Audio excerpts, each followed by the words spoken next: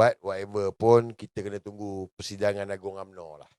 Persidangan Agung UMNO nanti, barulah dia akan, kita tengoklah perwakilan UMNO ni, apa yang perwakilan UMNO akan bahaskan. Cuma, Zahid betul lah, dia anak murid Anwar Ibrahim. Saya dah ulas tempoh hari. Mungkin ni juga adalah game nak tarik tali, nak bagi tekanan kepada Anwar Ibrahim.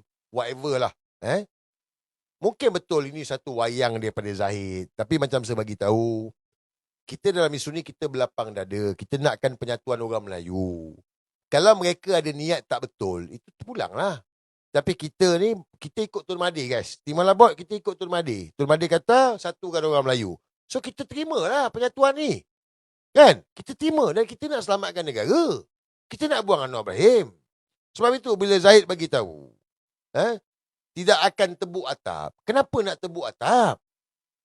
Yang kita nak buang ni Anwar Ibrahim je. Dan apa istilah tebuk atap? Jangan lupa subscribe dan tonton video penuh di Suara Dunia.